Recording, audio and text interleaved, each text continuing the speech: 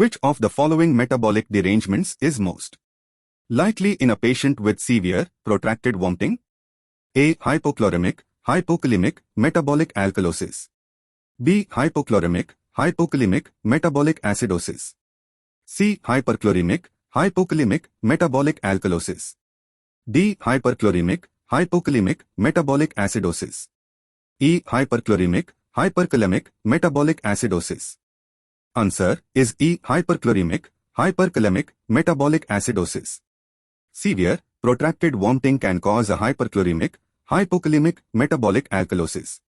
The metabolic alkalosis is produced by loss of hydrogen ions in the vomitus. Many factors serve to maintain the alkalosis, including volume contractions, hypokalemia, chloride depletion, shift of extracellular hydrogen ions into cells, and increased aldosterone. Hypokalemia is produced primarily by loss of potassium in the urine.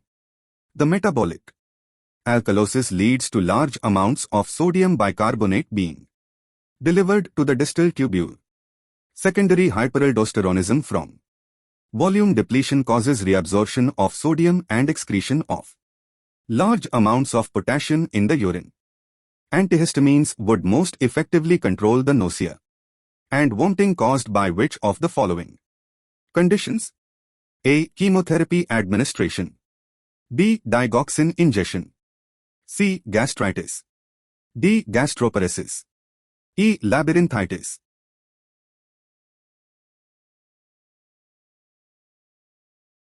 Answer is E. Labyrinthitis. Antihistamines are useful in nausea and vomiting. Associated with labyrinthitis, motion sickness, and vestibular disorders by directly inhibiting vestibular stimulation and vestibular cerebellar pathways. Their anticholinergic effect may also contribute to their effectiveness in vertigo and motion sickness. A 35-year-old man is given 10 mg of intravenous prochlorperazine for treatment of nausea. 15 minutes after the administration of medication, he displays protrusion of his tongue, difficulty speaking, intermittent contractions of his facial muscles, and anxiety. Which of the following would be the most appropriate next step in the management of this patient? A. Administer benztropine mesylate. B. Administer haloperidol. C. 5-point physical restraints. D. Rapid sequence intubation.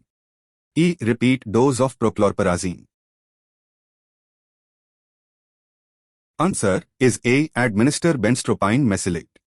The described patient is experiencing a dystonic reactions to prochlorperazine, compazine. Drug-induced dystonic reactions most commonly occur with antipsychotic, antidepressants, and antiemetic medications. Administration of an anticholinergics medication such as benztropine mesylate, cogentin, or diphenhydramine, Benadryl, is the treatment of choice and typically aborts the reaction. Benzodiazepine administration may occasionally be necessary if the previously mentioned medications are ineffective. Artificial airway placement and use of restraints are rarely required. Further dopamine receptor blockade with haloperidol or additional doses of the offending agent would not prove useful. Where is the principal site of action of the serotonin receptor antagonist ondansetron? A. Area postrema. B. Basal ganglia. C. GI tract. D. Hypothalamus. E. Vestibular system. Answer is A. The serotonin receptor antagonists such as ondansetron, granisetron, and tropisetron are a class of agents that have generated much interest secondary to their effect on chemotherapy-induced MSs.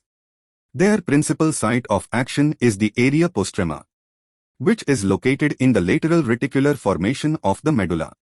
They also exert some effect on receptors of the GI tract, however. This is secondary to their effect in the area postrema. What is the most common cause of nausea and vomiting in the adult population? A. Acute gastroenteritis. B. Drug side effects. C. Febrile systemic illness. D. Motion sickness. E. Pregnancy.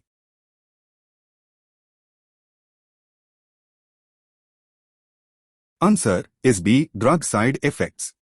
In adult medicine, nausea and vomiting are caused most often by medications.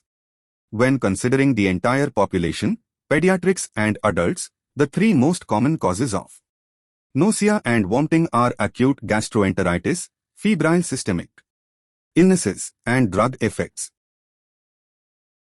Which of the following cannot clinically mimic hematemesis? A. Dental bleeding. B. Bismuth-containing medication.